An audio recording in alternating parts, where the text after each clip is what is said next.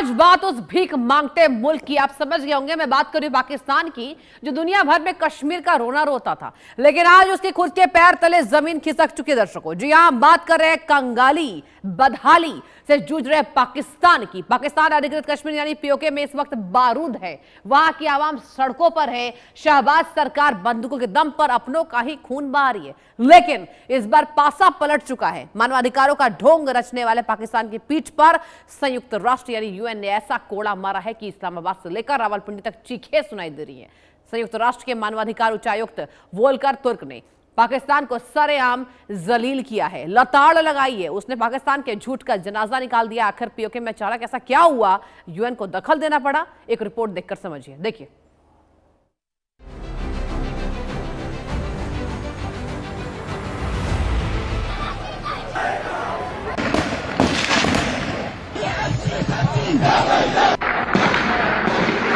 जो दूसरों के घरों में आग लगाने का ख्वाब देखते हैं, उनके अपने घर कैसे जलते हैं, ये देखना हो तो आज का पीओके देख लीजिए। पीओके में इस वक्त बगावत का ऐसा ज्वालामुखी फटा है जिसने पाकिस्तान की फौज के होश उड़ा दिए हैं। महंगाई, बिजली संकट और बुनियादी हक मांग रही आवाम पर पाकिस्तान की पुलिस और रेंजर्स ने गोलियां बरसाई तो पूरी घाटी जंग की मैदान बन गई। लेकिन इस बार पाकिस्तान का यह जुल्म दुनिया की नजरों से छुप नहीं सका। संयुक्त राष्ट्र के मानवाधिकार कार्यालय यानी OHCHR ने पाकिस्तान के गाल पर वो तमाचा जड़ा है जिसकी गूंज पूरी दुनिया में सुनाई दे रही है।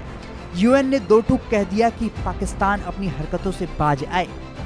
पीओके में हुए खूनी संघर्ष में कई बेगुनाह प्रदर्शनकारियों और सुरक्षा बलों की जान चली गई।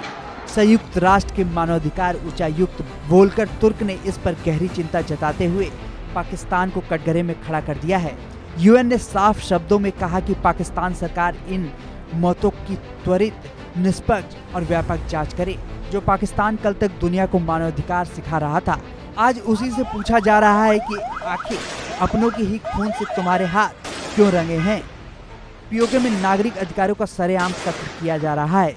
लोगों को बोलने की आज़ादी नहीं है। हक मांगने पर जेल की काल कोठरी मिलती है।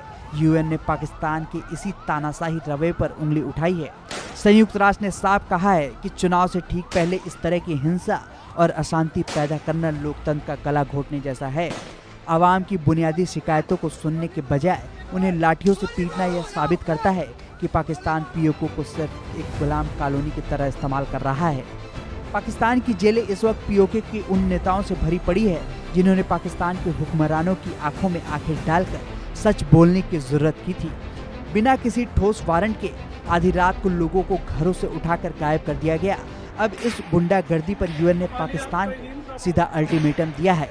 संयुक्त राष्ट्र ने मांग की है कि जितने भी JAAC नेताओं और प्रदर्शनकारियों को तुरंत सभी कानूनी अधिकार दिए जाएं, उनके मानवाधिकारों की रक्षा की जाए।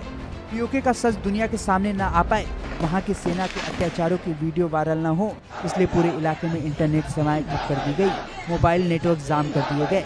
लेकिन यूएन ने पाकिस्तान की इस चाल को भी नाकाम कर दिया है। वोल्कर तुर्क ने सख्त लहजे में कहा कि इंटरनेट सेवाएं तुरंत बहाल की जाएं, सूचनाओं को रोकना बंद किया जाए